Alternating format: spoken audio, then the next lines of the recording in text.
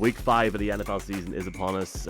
Pro Football Ireland, folks, welcome into Ireland's biggest, Ireland's best NFL podcast network. Michael McQuaid, Mark Hogan, Jason Hayes, as we look ahead to the 5th weekend of the NFL season. After a week in London, we've got another game this weekend in London when the Jacksonville Jaguars play the Buffalo Bills. Before we talk Week 5, Mark Hogan, let's welcome you in, mate. Bon anniversaire, I believe. Happy 21st birthday. How you doing? Oh, yeah. I appreciate it. Yeah, you say it was a week in London. It was like 15 hours, but it certainly felt like a week. Wrecked afterwards. I don't know about you. Those day trips are tough. Easy. I put on Sunday Night Football and I lasted a one quarter, and it was fun. I have to give props to Conor Mangan on this podcast, because Conor Mangan led that podcast on Sunday night. He led it like a champion. So fair play to you, Conor, mate. Appreciate it. Maybe see him in Germany. TBC. We'll see the crack. Jason, is everything going good down at the Rebel County at the minute? Is everybody still keeping well down there? Very well, yeah. We're getting a bit of bad weather that's hitting us that doesn't seem to be as bad up the country, but we've survived that now. And, we're hard down here in the Rebel County, so we're all good. Here, seriously. Apparently it's 26 degrees on Sunday in Tottenham. I don't want to jinx it by saying anything more than that, but I am absolutely buzzing. And obviously Ireland play on Saturday night, so we'll be Trey's buzzing come Sunday, please God. Let's have a look at Week 5. We'll talk about that game in London in a wee second. Chicago going to Washington, Thursday Night Football. You got that game in London. Jacksonville at Buffalo. The game's on NFL Network and on NFL Game Pass for us Hallians. It's on ITV in Northern Ireland and Virgin with our new best friend Craig from Virgin Media. Mark's taking all his tips from him at the minute. Houston and Atlanta in the early window. Carolina, Detroit, Tennessee, Indianapolis. The Giants at the Dolphins. New Orleans at New England. Baltimore, Pittsburgh, Cincinnati, Arizona. The Eagles going to the Rams in a spicy game there. Jets, Broncos, Kansas City, Minnesota. Kirk Cousins is 19-0 in October in his career. Dallas at San Francisco on Sunday Night Football is pure sex appeal. There's no other way in saying it. What a game that is. Monday Night Football is the Packers at the Las Vegas Raiders. We're presented by 888 Sport, the official betting partner of the NFL in Ireland and the UK. Mark, we just jump straight into it, mate. Obviously, we've got a few teams on buys this week, but looking at this game in London, I said it to Michaela on the Picks podcast, which drops on Friday morning on the podcast network. This is the best game London's had in a long time, as far as I'm concerned. Trevor Lawrence, Josh Allen. I think this is the better game than the Packers-Giants game we got in terms of hype. Last year it was big, but I feel like when you've got a team like Buffalo finally coming to London, it's a huge deal. Jacksonville are a far better team than they were years ago, and I feel like this is a huge moment for the game here. And more so, I know we're going to talk not just about that, but around the game and the Jags, and be really interested to hear your thoughts on this whole paradox, if it even is a paradox. I forgot what a paradox means, of staying in London for a week and actually having that time to relax and not having to travel. What's your thoughts as we enter this key game this weekend? Yeah, maybe not quite as the hype isn't quite there as it was with Green Bay last year. That was just insane to be able to get Green Bay over, and obviously they were the final team to do so. But yeah, in terms of having a say this year, certainly these teams should be making the playoffs. I think that maybe Jacksonville's star has dimmed slightly the first few weeks. Even like they didn't do themselves any favors in Wembley the other day. They came out hot. The first 3 drives were fantastic, but towards the end of the game, they kind of, took the foot off the gas a little bit, and they're not going in red hot. And, we thought that they would be going in red hot. Obviously, the loss to Houston last week kind of, didn't help. They're 2-2 in that division. Everyone's tied, whereas we were hoping they'd be 3-1 and looking very well doing so. And of course, we can't forget that they did give Kansas City a run. But after what Buffalo did on the weekend, I mean, that those final 3 quarters from Jacksonville the other day is not going to cut it. They have to completely up it. They got a very easy game against the Falcons and didn't completely blow them away when all was said and done. So while, yeah, I think better days are to come for the Jags, and I'm really excited for the game, and I can't wait. I'll be going as a fan. I won't be, having the tuna sandwiches with you in the press box this week. Tuna sandwiches. But I'm extremely excited for it. Hey, you get all those kinds of stuff there. 100%. They look after you in London. Way to go, then. But yeah, I'm really excited for the game. But I think I'm leaning on Buffalo certainly. But we'll get into the game a bit more now. Jason, I stand by my comments a second ago to Marcus here. I feel that this is going to be a closer game than everyone expects. I think it'll be an offensive shootout, but more so, it feels like it really does feel like it's like, for me, genuinely, like it is one of the best games that we've had in the UK, at least in a long time, on paper anyway. And just to sort of say what Mark said, it's not tuna sandwiches, it's not even prawn sandwiches. You get 2.5 chicken goujons at halftime with like 4 wedges. But the people in like here, can I just say, like, not to start like, Michael, shut up. Like, I was actually said this to Michaela or you, Mark, in the taxi the other day. I remember watching, Jason, the first game in Tottenham in 2019, and thinking, God, I'd love to go to a Tottenham game. And now it's like, oh yeah, we're heading over on Sunday for the crack here. It's going to be a great game. It's going to be electric outside. Really want to meet Trev, Irish Bills Mafia. I want to meet Bill's Era, who is the lad with Elias, who is on social media. Big shout out to him. And I want to meet Stevie, Irish Jaguar. I want to meet as many people from Ireland as possible. So if you're with me in Belfast on Sunday morning, hit us up. If you're not, hit us up around the stadium. Jason, did you have FOMO at the weekend? Did you watch it in Virgin Media or did you watch it on ITV? More importantly, down in Cork. Well, to be honest, there's few things that'll take my eye off an NFL game, but the Ryder Cup is one of them. So I was 90% attention on the Ryder Cup Sunday afternoon. I won't lie. I had the game in my tablet. The game kind of, as Mark was saying there, as it got away from the Falcons, my interest kind of waned from it. I think that was always going to be crucial for the Falcons to get out to the fast start, because we discussed it last week. We had questions around whether Desmond Ridder can lead a team from behind or whether they have to have a perfect storm every game where they go ahead and manage a lead. So now that the Jaguars have dealt with that, maybe not too impressively, as Mark says, through the last 3 quarters, much bigger test now coming up against the Bills, and I can't wait to watch it. Josh Allen and Trevor Lawrence, 2 of the biggest stars in the league right now, and we're really going to get spoiled. Yeah, when this game was first announced, I genuinely felt like I could picture us sitting here in October and at least one of us saying, "Oh, Jags going to win." And now I'm like going to be bored and say, I don't think they're going to win the game, but I think it'll be a great game. Like the mood in the locker room the other day, the lads were obviously buzzing after a win, but the mood was very much, we're on to Buffalo here and we're going to win this game. For people interested and something we could look at in the future, they've really put a marker down in terms of what they're doing this week. They're putting a lot of things going on in Dublin. I wish a lot of things going on in London this week. Really trying to make the most of their trip out there. I mean, I guess, Mark, just to touch on this very quickly before we move on, the Jags have good marketing rights in Ireland as well, both north and south. Maybe if they had the chance, like next year, if they do this game with 2 games, there could be an opportunity to just do something maybe in Dublin as well or Belfast and do that maybe during the day if they get the opportunity, even with or without players. I feel if they had an off day, they could definitely do that. Or maybe are we just maybe getting to the point now where we're being very selfish and should we just be happy that there's a game and say no? No, I'd be very confident and hopeful that they'd come over just because if nothing else, they want to keep pace with the Steelers, who are obviously doing magic work over here. But yeah, it's obviously they are trying to grow here too. They don't want us to keep on going on about the Steelers. I absolutely think they'll come over at some point. And yeah, they've brought players to even Belfast as recently as this summer. So hopefully we get to see something like that. I don't think it'll be during, obviously, if there's this double game week. But I suppose, speaking of, I think we have to touch on the fact that, if the Jags are to win, I think it'll definitely be used as a case study for one of these long trips to London. They're obviously the first team to do so. And I wanted to bring our attention to some quotes that, we got to ask them after the game, kind of like, was it going to help? Doug Peterson compared it, or he was asked, was it like training camp? He said, yeah, and he said it brings you together a little bit.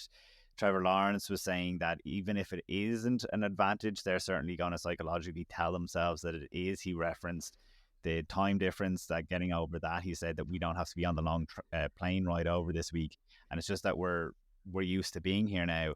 And shout out to Michaela, who got an absolute banger of a quote from Josh Allen.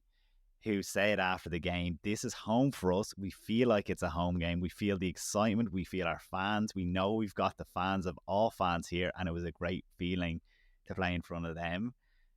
That's that marketing that you're talking about right there, that, you know, it is paying off now. And I'm really interested to see when the Jags aren't the nominated home team, how many, you know, quote unquote, these fans are going to show out. Because certainly in Wembley the other day, when Calvin Ridley had his touchdown, there was noise.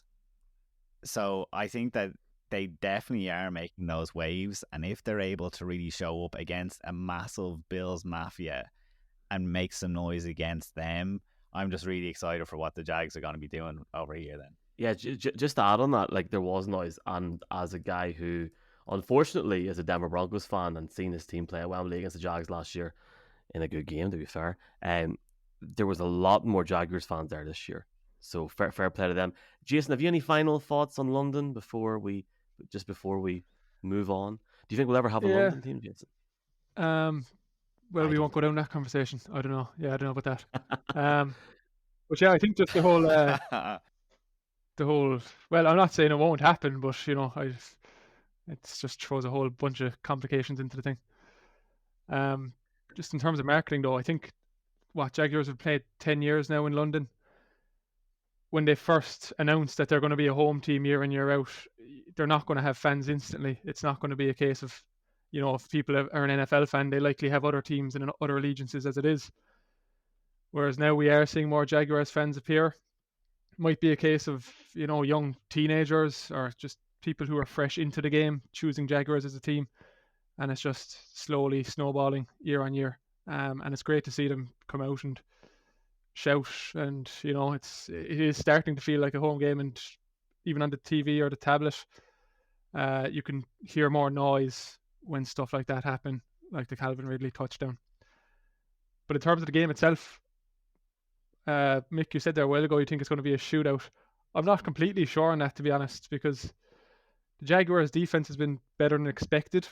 You know, they slowed down Kansas City pretty well, and they obviously shut down the Falcons last week. Bills stopped what looked like an unstoppable Miami offense by getting pressure at quarterback. And the last time these two teams met, the scoreline was, and this is with Josh Allen and Trevor Lawrence, both the starting quarterbacks, the Jaguars won 9-6 under Urban Meyer. One Josh Allen shunned that day, but it wasn't on the Bills side. Jaguars Josh Allen had 8 tackles, a sack, and 2 tackles for loss. And he's coming off a huge game last week against Atlanta, obviously. So I do think the defense will have a big role to play this week. And I think it might be a bit lower scoring than we might expect with those two quarterbacks. Let's see what happens. The game is on Virgin Media this weekend in the Republic. It's on ITV1 in the north. We'll be there. Avec bells on. I can't wait to get cheap dairy milk in Belfast Airport on Sunday morning, Mark.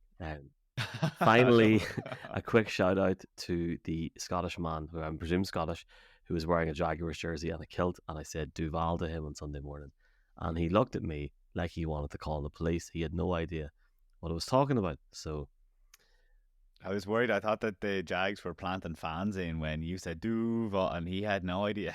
And like, it was too early. It was like 9 in the morning. It was 9 in the morning. It was good cracking Sunday. I loved it, and folks, great to meet a lot of you as well. Thank you very much for your continued support.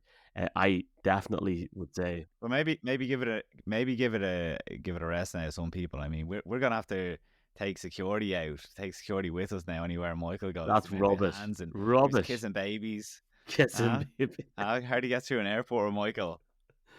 Oh my God! Right. Well, on Monday, I definitely would say I was physically unable to perform any duties.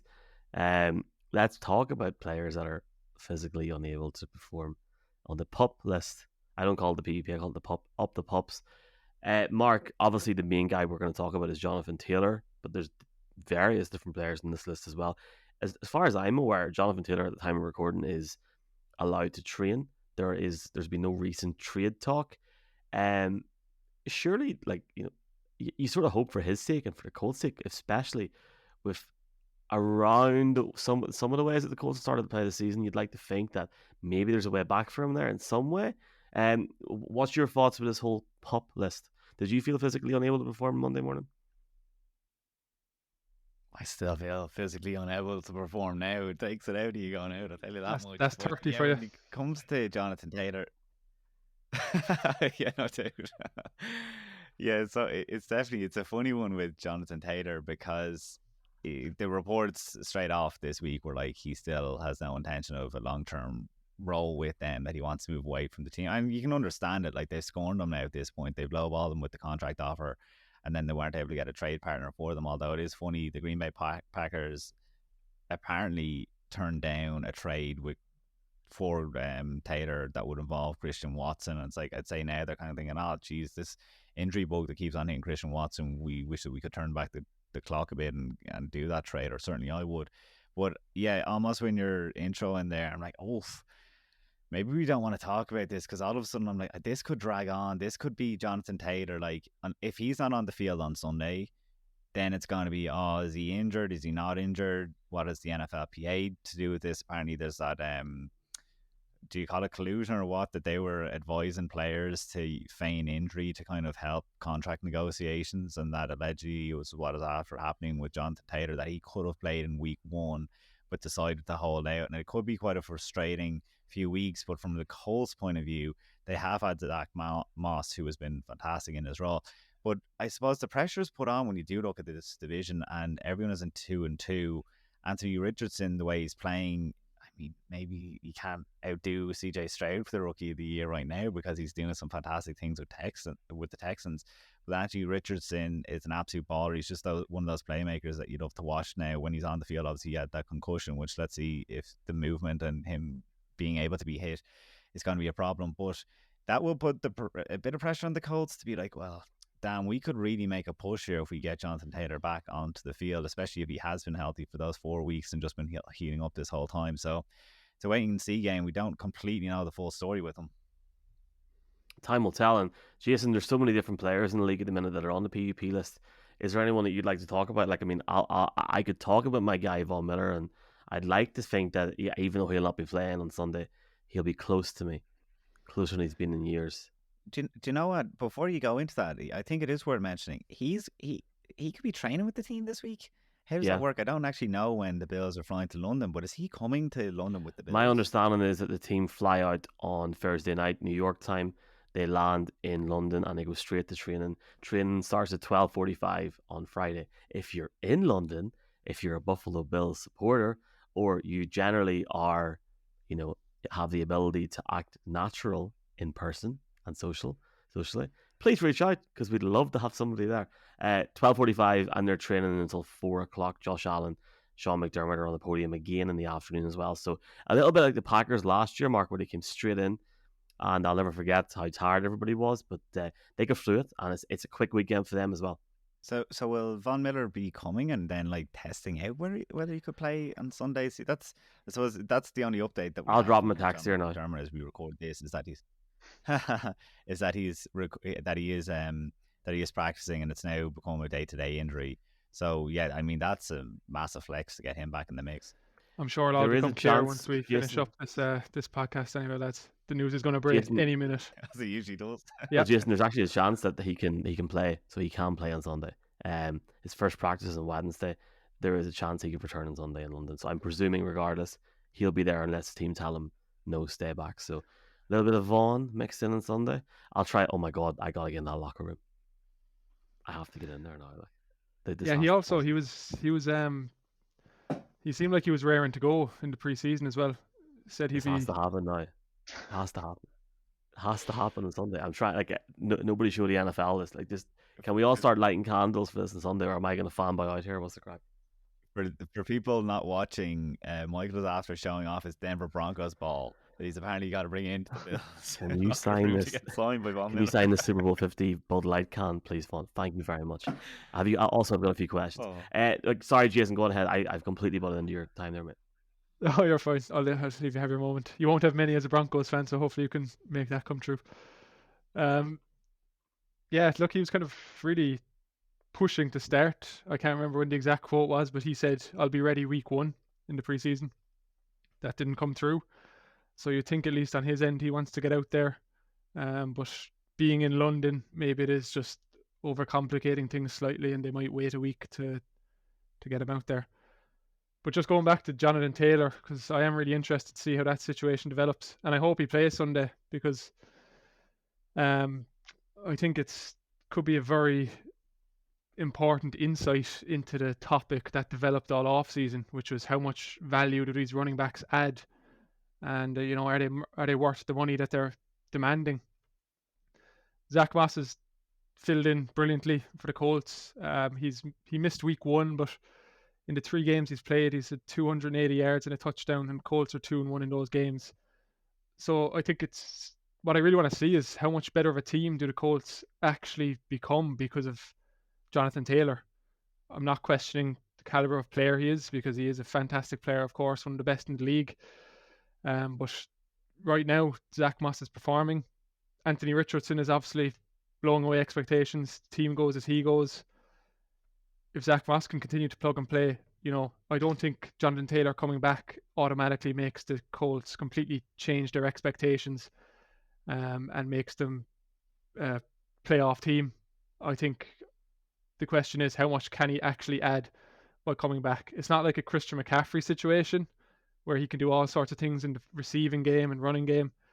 I think it is limited what Jonathan Taylor can truly add to the team when the current running back is doing so well. So that's really what I want to see, and hopefully he can come back.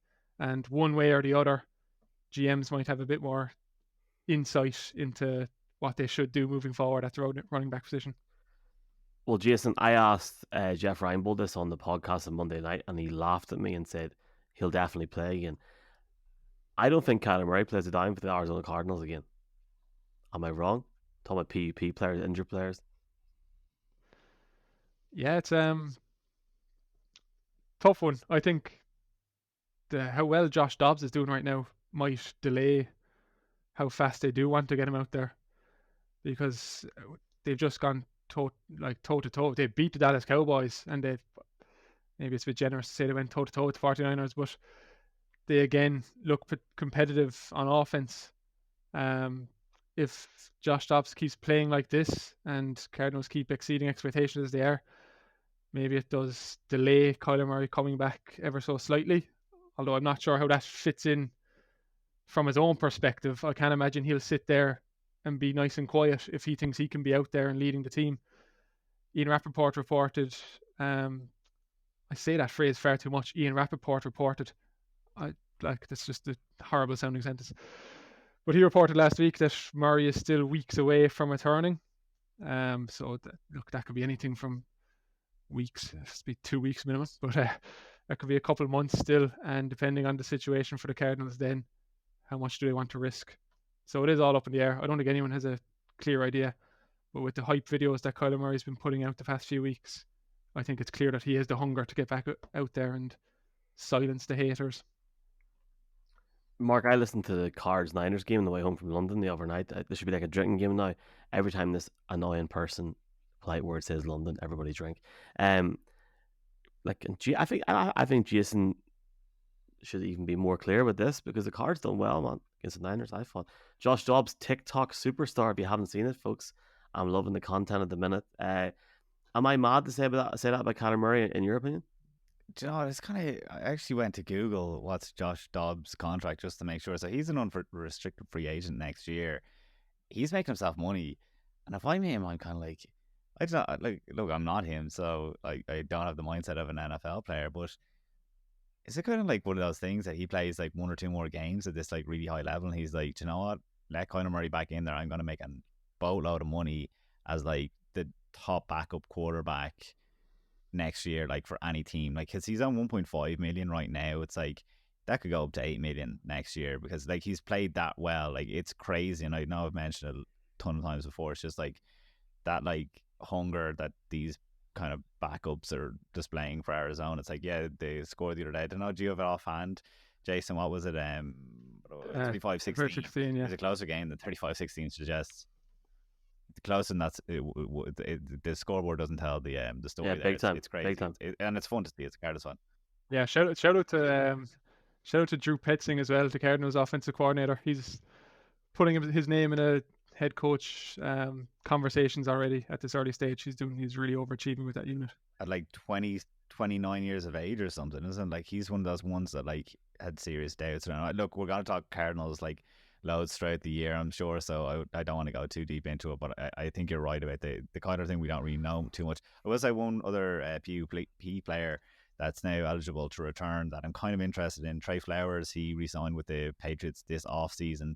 We know he played 4 years with them, then went to the Lions for 3 years. Then last year he was with Miami, but he did miss games.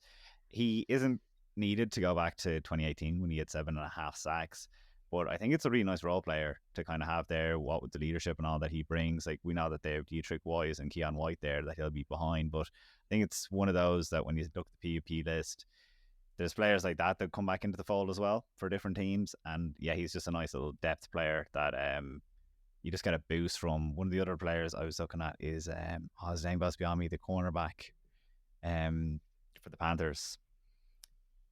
Can't think of it. Begins with C. Can't think of it. But there is some nice players come back into the fold for different teams. Which is a nice boost because we've been ravaged apparently by different injuries for a lot of teams this year. Not talking about the Cardinals anymore. We don't want to get a headache. Let's talk about headaches this week. And I have got a really, really messed up pick for you boys this week, and there's no way you're going to guess it. Mark, if you can guess it, you can have my credential for Sunday. Well, I had a credential for Sunday. I just can't make it on time. But if you give us... I know, but you've got a very good reason why you can't go. Like, I mean, you're busy. Having the birthday over in Paris, thanks to the Scottish and Irish. Well, congratulations, sir. I mean, like, Paris in October is definitely a great place to take your partner. Yeah, I know. We're going up the Eiffel Tower at 3 o'clock on Saturday, and I've been hearing about it. Will I have a bit of sparkle in my pocket? I'm like, give me a break. There's no way. It's like whoever can believe what they want can believe what they want. But it's like we're in Paris for the rugby. It's just a complete coincidence. That's also right after my 30th birthday. But I have a player, and I'm letting you guess yours that I know you won't guess. So I'm wondering, should I say my player as your player? Because what are the odds of it being that? Is it Kwity Paye of the Indianapolis Colts? It's not Kwity Paye. All right, go ahead. I don't know who it is. Jason, your guess. Well, go for Jason. Oh, no, I'm not even going to try. There's too many players in the league for this. Well, is it CJ Stroud? I've been very vocal. It's not CJ Stroud, but I've been very, very vocal about. I've been really enjoying the Houston Texans picks that you had. Tank Dell, and the week before that you had the wide receiver Nico Collins. And oh my God. Sorry, I know we're not supposed to talk Houston Texans in this spot, but like that team, that I said that Steelers game, that Texans game was the toughest game to pick last weekend, and it sure was. And I only was paying so much attention to it thanks to you like highlighting the Texans. So yeah, you should go for CJ Stroud because he's balling right now with those players around him. I'm not like, the funny thing is like you're almost like a mind reader. I was thinking who we're going to pick for the segment earlier on, and I ended up. I was looking at the Texans, and CJ was going to be one of the guys I was looking at to pick, and I didn't pick him. So well done. Look, I've been very down on the team that I support, and before, like people in the airport on Sunday thought I support the Steelers, so something's definitely working there. But I am a Denver Broncos fan. So look, the good thing about the Broncos is in the last few years they've found great unrestricted free agents, and like one guy that's worked out at the time for them was a guy from Colorado, and Philip Lindsay. He came in and made such an impact as a running back for this team. When I seen Jaleel McLaughlin come in last week after Javonte Williams went out, he had over 100 yards on a difficult afternoon, you could argue, in Chicago, more difficult than it should have been. So much better than so much better than Samjay. I can't pronounce this lad's name. Perrine? Samaje Perine, isn't it? Perrine? Perine. Well, here's a lad that's been credentialed for 2 Super Bowls who can't pronounce the running back. Don't say that too late. Perine. He's only 5. He's only 5'7", but he's so fast. And I have a feeling that this week against the Jets, he's gonna go over 110 yards, and he's gonna have at least one rushing touchdown. So I'm going to say that McLaughlin gives the New York Jets a massive headache on Sunday, and the Broncos lose against the Jets, but they take it close. Yeah, no, it's interesting. Was he a player that you're paying attention to before, or is it just literally came in. So I was watching tape and I was like, who is this boy here? Because like it's one thing where like it's been hard to focus too much on a team you support when they're so bad, when you're looking at so many different elements that we have to look at to be ready for stuff like this here. But when he came in, I was surprised at the level of his performance. Frankly, it seems like a great pickup for a team that didn't have a lot of draft picks this year and gets a guy in as an unrestricted free agent. And yeah, props to Sean No, it's a Payton and funny Denver one Broncos. because Didn't think I'd say that. it was not a game I was going back to watch, and then I was just on fantasy, struggling at the moment. Jason put up the second most points I've ever seen in a fantasy game against me this week. I was like, where do I improve the roster? Where do I go churn? And his name came up, McLaughlin. I was like, where did this guy come from? Denver Broncos? Of course, I'm not going watching that game back, but yeah, he seems to have all them. He sounds like a dairyman. No doubt, yeah. McLaughlin. Do you want to go ahead, Jason? With your Right. man? Good. Yeah, no, I was gonna say, yeah, boys, go ahead. I think there's like a 2-second delay in the Wi-Fi. So the people in the podcast are gonna find this hilarious. One of you boys go ahead and give me your headache pick. Go for it. I suppose I mentioned Kwity Paye, so I might as well go with it. And Kwity Paye, defensive end for the Indianapolis Colts. Why I think he's a headache. Look, not the nicest way to describe why he'd be a headache, but he's in concussion protocol this week. After displaying symptoms after their game this weekend. But I kind of want to use it as a way to highlight the Indianapolis Colts pass rush that and the headache is for Tim Kelly, the Titans offensive coordinator, how he's going to scheme around it, because the Colts, I guess, are underrated. Their sack numbers, I suppose, are tied 5th in the league, with status behind Ravens, Chargers, the Bills, and I'm going to put an asterisk beside the Seahawks, who obviously got 11 of their sacks in one game. But they've had plenty of contributors. DeForest Buckner, Samuel Epukon, Taven Bryan all have 2 sacks. And I suppose when you're going against Ryan Tannehill in the most, well, can I say the most, but I suppose the Titans are up there, right, as one of the most hot and cold teams. And they can be hot and cold when they played the Cleveland Browns, who they just couldn't contain Myles Garrett, and they look like a horrible team. So if the Colts can do that, especially to Tannehill, who's just having his worst year ever. I mean, his pass rating is only ahead of Zach Wilson, Daniel Jones, and Joe Burrow.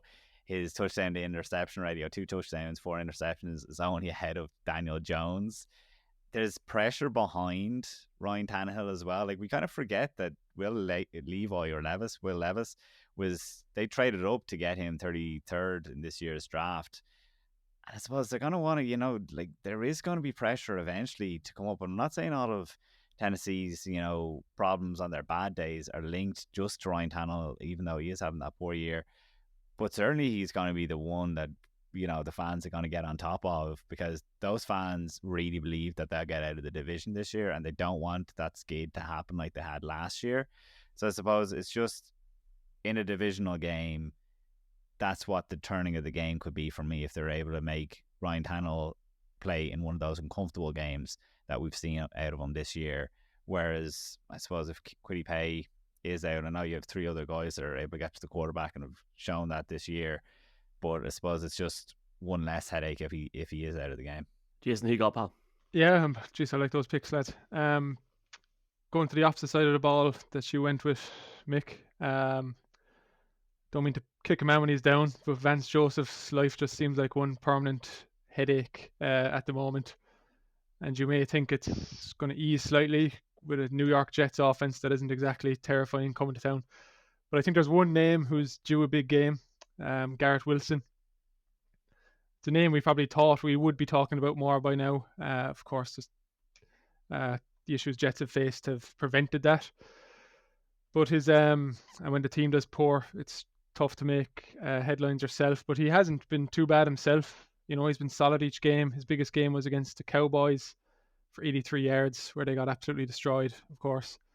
But Zach Wilson looked improved against Kansas City on Sunday night, as much as we saw of him. I think we saw more of Taylor Swift than Zach Wilson, but that's another story.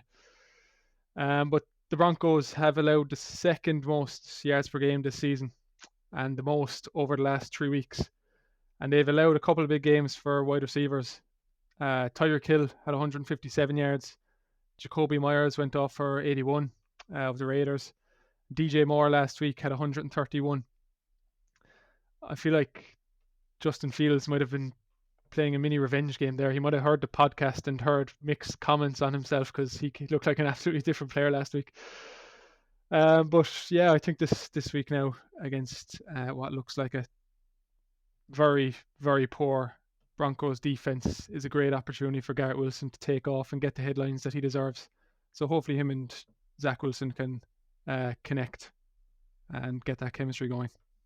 Yeah, it's a shame because coming into the year, I had touted him, Garrett Wilson, as an absolute home run all-pro, and that was based on obviously having Aaron Rodgers there. So after the year that he had last year, he wanted to back it up. He's been off to a slow start this year. It must be disappointing for him personally. So yeah, I mean, as someone that was really impressed by him, I want to see that magic, that electricity come back. So I hope that Zach Wilson can deliver on it. Zach Wilson, sorry. Well said, my man. Let's look at one of the biggest games of the weekend. It's in Sunday Night Football. But before we do that, I just want to very quickly state that Michaela reckons that the Vikings are going to beat the Chiefs on Sunday, and I reckon, to back her up, I reckon that the Rams are going to beat the Eagles in LA this Sunday. So there we go. I mean, gents. the Rams, you pick the Rams over the Eagles if you want, but oh wow, I mean, yeah, Kirk Cousins is undefeated in October. Right? See, if we're just basing off facts like that, I mean, just give me the Chiefs all night long. That's crazy. It's insane that he's undefeated. I look, it's a bold take, but can you imagine the turnaround of their season if they actually done it? It'd be incredible. I don't know why. Like, I was watching Matthew Stafford sort of playing third and fourth down like on Sunday or Monday just on tape, and yeah, give me 30 to 35 points for the Rams at home on Sunday, and see if Jalen Hurts and the Eagles can match it. Why not? Let's go back 2 years in a row. The Seahawks are undefeated since Mina Kimes had her baby, so I suppose they're not losing again this week. They're on a bye also, so congrats to Mina Kimes. That holds true. Analytics. Let's talk about Sunday Night Football. So obviously the Cowboys going into Levi's for an absolute key game, obviously for both teams, more so markets to historic franchises, to huge teams in the history of the NFL. But in terms of modern times, you got Jerry Jones coming out and saying that he's going to compare their performance team on team to see exactly how close the Cowboys are to the Niners, because he views them as the favourites for the Super Bowl at the minute. This is a huge game, and thankfully the Chiefs aren't playing, so NBC can't refer to Taylor Swift more than once. So looking forward to it. This feels like not the first time we're going to see them play each other this year in such a big nighttime game. It's a rematch now of the game that happened in the playoffs, which ended famously in a certain way. Look, for me, very quickly on this, Christian McCaffrey is the obvious analytical journalist. Let's talk about the main player. 4 touchdowns last week. He is insane. I feel like Brock Purdy's not being given enough love. He was so efficient last week. He's doing what he needs to do. And for me, he's clearly taking it up a level. This Niners team has got everything. The big question for me is, can they take it down the stretch? The Cowboys done what they had to do last week. They they recoup after a defeat to Arizona Cardinals, and they get anytime you win by that amount of points, regardless of your facing, is impressive. The Cowboys are looking as if they're on a roll. The Niners are on a roll. They're going to come in and they're going to meet each other. And I feel like, Mark, that because this game is in Levi's and because of Christian McCaffrey, they'll just about get over the line. But this is such a great game, and there's so many factors as well, because like both defenses as well are going to come to play on Sunday.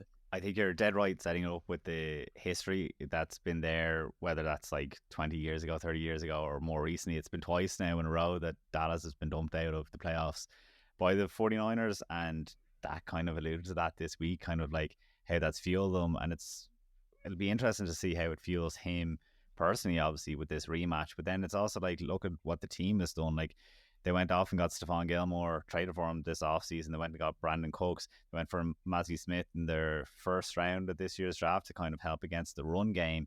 But I'm kind of like you talked about Christian McCaffrey. They went and got him to help the run game for teams like the Philadelphia Eagles and the San Francisco 49ers specifically. But for me, this team is defined just as a running team. Like, yeah, the leader in the clubhouse right now is Christian McCaffrey, is the most rushing yards in the league. But like when you said that other players aren't getting their dues, like Brandon Ayuk he would have been my headache player, except for I knew that we were talking about this game, because like he is absolutely playing fantastic right now. Like he's so strong when he's such a good route runner. He like his hands, how he's able to fight off players. I think he's doing really, really well, and he's just taken another step up.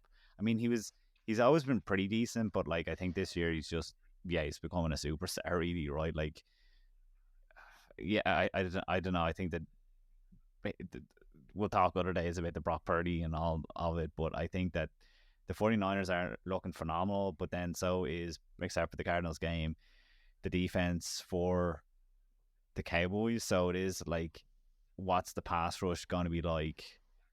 Trayvon Diggs hasn't been exceptional this year. Obviously now he's injured, so yeah, I want to see what kind of game through the air that Purdy will have, because this is going to be the stiffest test that he has faced. I think, yeah, you're right. If this game is at Arlington, that advantage goes to Dallas. I think that the 49ers, the home team, definitely helps, especially in Sunday Night Football. But like, it's going to have an impact psychologically on one of these teams. It's one of those games that one team looks good, one team gets to go in, like you said, to the playoffs, knowing that this is going to be the storyline, whether they win or lose. This week is going to decide a storyline in January. They all know that, and they know what's on the line. This is one that they're so up for that, yeah, I think it sets up beautifully, because it's two of the best offenses play two of the best defenses, and it's happening in the same game. Yeah, absolutely. Jason, what's your thoughts of this game on Sunday night? Yeah, absolutely mouth-watering. You know, Mark says best offenses, best defenses, just some stats here to back that up.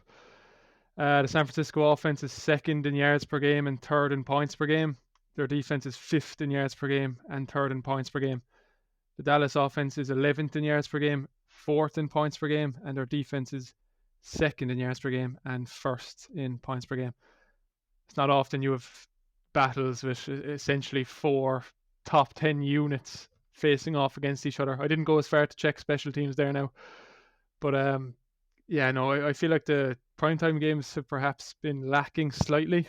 We got a close one, KC against New York there on Sunday, but in terms of just really looking forward to a game all day, this one absolutely packs that punch. I've had the pleasure of watching these two teams the last 2 weeks, being a Cardinals fan, so I've seen them in depth. I know what players I'll be looking out for. I think Dallas perhaps overlooked the Cardinals, and that might have explained their weaker defensive performance in that game. But absolutely look for them to bounce back. We'll see if that West Coast effect plays a part. You know, we're discussing earlier how Jaguars are going to stay in London for the advantage against the Bills, time zone wise. It's easy to forget that these 3-hour different time zones, coast to coast, can be a huge factor. Generally affects West Coast teams going east more so than the other way around. But being that Sunday night game, it's going to be a long, late. It's going to feel like a very late game for Dallas. So it'll be interesting to see how they overcome that. But yeah, absolutely a game I'm going to stay up for. It's being in Ireland now. I was in Toronto last year, so it was a lot easier to stay up for these primetime games. I have to pick and choose them now, but this one absolutely falls in that category. I look forward to messaging you during the game on the WhatsApp group after a crazy day in London. Hopefully it's worth. I'm sure it'll be worth it, and it'll be a crack on Sunday. Regardless, that Sunday Night Football game is going to be unreal, folks, and we're really, really excited for it. And I guess that sort of does it for this week on this just sort of preview. But you know us, we don't do picks. We do picks on a Friday morning with myself and Jeff. So please feel free to check out Pro Football Ireland's podcast, linktr.ee/NFL Ireland. We've got an absolute heap of tour dates. We've got Phoebe Schechter in Belfast coming up. We've got Jeff all across Ireland as well, so do check that out. A few more things up our sleeve very, very soon. Also, really, really excited for it. Looking forward to this weekend and seeing these all again. Please do reach out to us. Tag us in your photos. Use @NFL Ireland on Instagram as well. But for now, from myself, from Mark, from Jason, Iowa, enjoy week 5, and we will hopefully see you all in London. Enjoy, folks.